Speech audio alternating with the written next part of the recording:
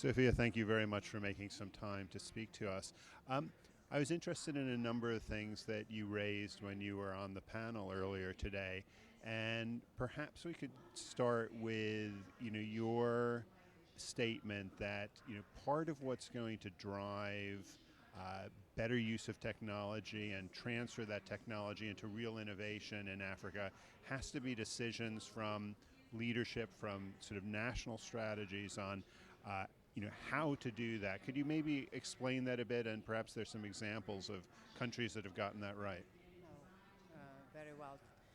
Thanks for having me on the panel today. It's a real opportunity to bring out the issue of innovation, profitability, and adoption by the general public on ICT. And definitely, as I have mentioned on the panel, the leadership of Africa is now acknowledged that ICT is a driver for economic development. And like anything else, most of the services and businesses start in the cities. And now, I think for the last decade, the city has embraced, urbanization, connectivity, connected cities, and had started in the cities. Now, the whole idea is how do we drive innovation to the rural areas? And I'm pretty sure with the same notion of accepting ICT as a driver and the rural area being included as part of the population, the leadership in Africa has also acknowledged that. But there needs to be more policy development process on how to actualize the rural areas to be part of it. Why the rural is very important? Because we don't want to bring the farmers to the city. We want technology to go to them.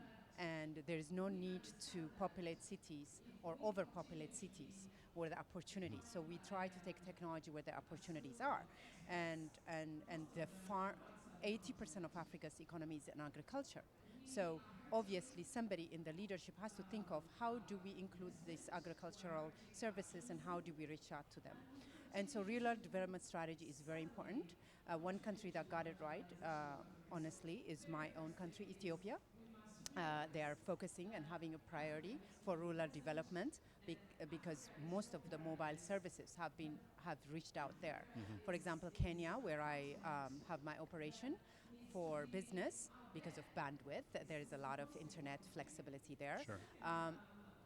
The rural strategies has not developed yet, but I think M-Pesa, because of the M-Pesa, the innovation in M-Pesa has automatically driven it. So it's not like Ethiopia, for example, it wasn't driven by the mobile. It was a strategy that existed there right. already.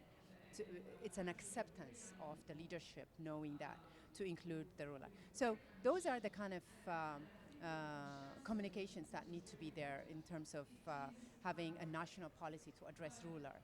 And the rural inclusion is going to come about at least in the near term from use of mobile technologies, because clearly yes.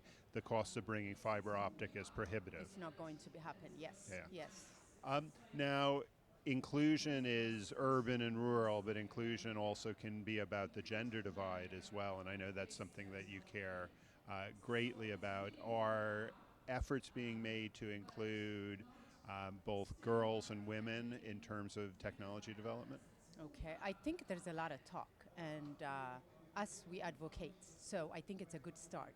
But ICT has been in the past a man's tool, and when I say this that, is not just an African problem. This is a not problem an African. elsewhere Yes, too. I was actually raised and educated in the USA, and I was one of the very few women in the technology field, which is also an emerging technology IT audit, it was called. So I know what it's like to be in a group of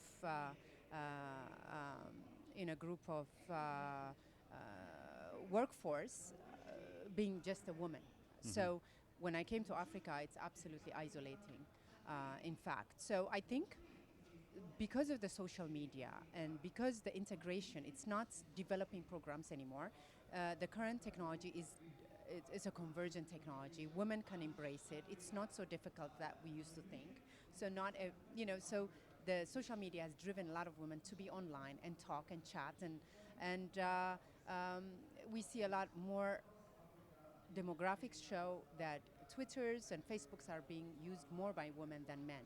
Right. Even in corporate situations. So therefore, I think women can start communicating with their own devices as an expert user, and then also be in the marketing end, because I see a lot of women are majoring in marketing and in marketing field than they do in engineering field. And so we're trying to say, no, it's not that bad. It's not a man's field anymore.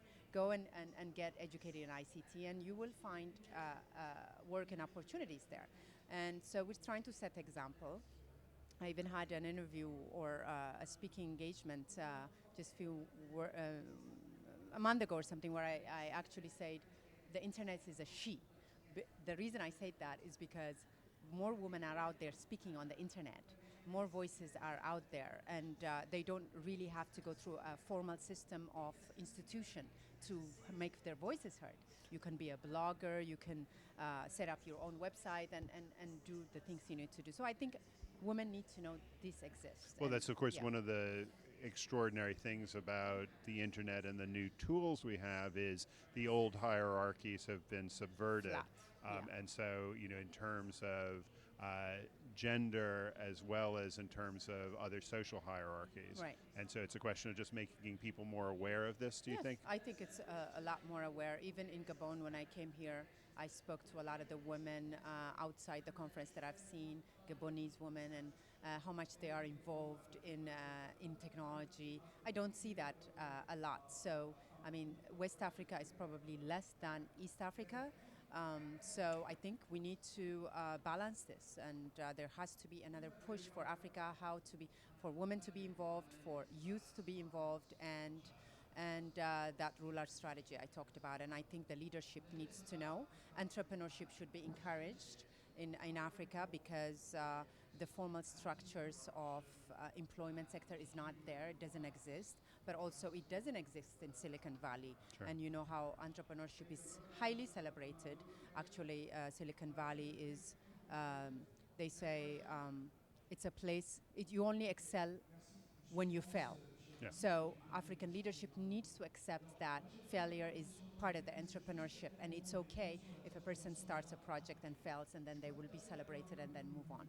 So that's the way I see Africa happening. Right. And do you think that acceptance of failure is being acceptable, and you move on and you learn from it? Absolutely. You don't make the same mistake twice. Yeah. But is that being accepted in the culture? It should be accepted because there is no other formal structure of even employment. There is no, there is no Fortune 500 company in Africa. Yeah. But when you think about it, the African economy needs to be embraced by entrepreneurship. Even in America now, in the last 10 years is when they start teaching entrepreneurship as a curriculum, because after seeing how Silicon Valley has innovated, and you don't have to be an MBA or a PhD and be part of the dream of the Fortune 500 company. People can actually go and and innovate and be accepted if there is a market, and the market accepts your product. Who is the one to call you that you should have gone through a structured or formal